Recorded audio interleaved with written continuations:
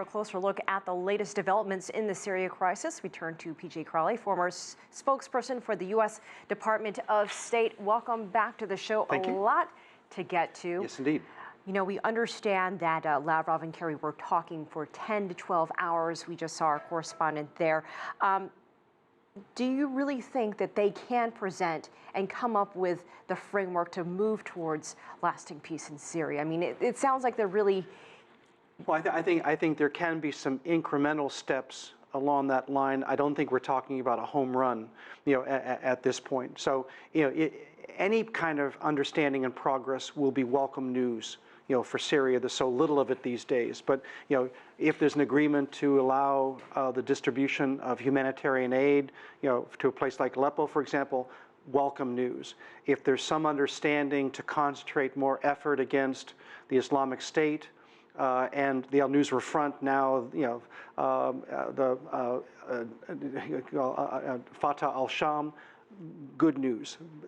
But there's still the fundamental divide, because Russia, the United States, and others have a distinct difference of opinion regarding the future of the Assad regime.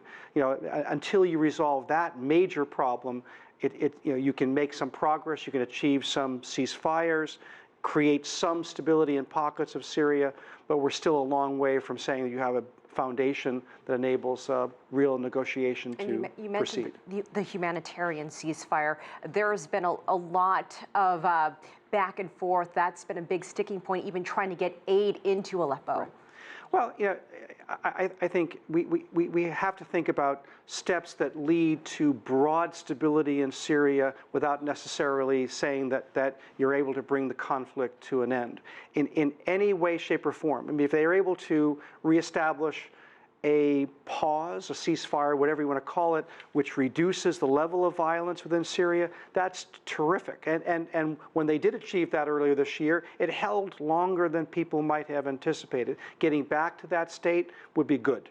But you still have this profound disconnect. Part of the conflict in Syria is about the Islamic State. Part of it is jockeying for who's going to control what part of Syria. Obviously the conflict between the Kurds and the Turks are part of that. But at the heart of the conflict is the future of the Assad regime. From the United States standpoint, he needs to leave sooner. From Russia's standpoint, I think they're willing to contemplate, to save Syria. You might have to deal with Assad at some point, but who would replace him? And that's the unknown. And we do see Turkey playing a more active role, trying to get in there with airstrikes across the border. How does that complicate an already complicated situation? And now we're hearing that Turkey is trying to possibly coordinate with Russia so they don't run into each other in the air. I think that remains, this is arguably the most complex conflict we've seen in recent decades in the world. And part of that is, let's pick a number. This is a 10-sided conflict, and everyone defines the conflict differently. Everyone defines the solution differently. It's not that any one party has the ability to impose a solution, but everyone can prevent good things from happening. And that remains the dilemma when you start thinking about the US, Russia, Iran, the Gulf states, and the parties within Syria, the Assad regime, the good opposition, the bad opposition, the extreme opposition, the Kurds, how you put that together into something that can be sustained. I don't know that we're in that point yet. And we look toward the UN General Assembly that's coming up next month. We know that UN Special Envoy Staffan de Mistura also made an appearance there in Geneva. Getting other countries involved, what do you think will need to happen, and will this be a big topic next month in New York? Syria will obviously be a great topic. It is the most urgent situation in the region. But again, I think whatever we can do to make incremental progress will be welcome news.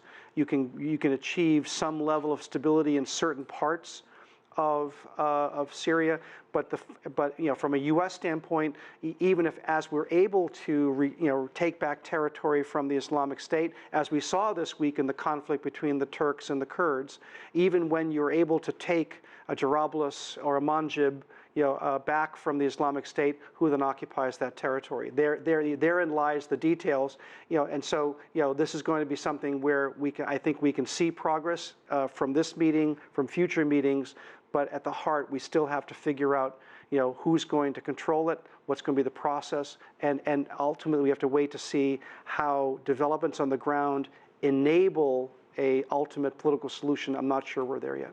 All right, PJ Crowley, we always appreciate you joining us. Thanks, Thank Elaine. you so much.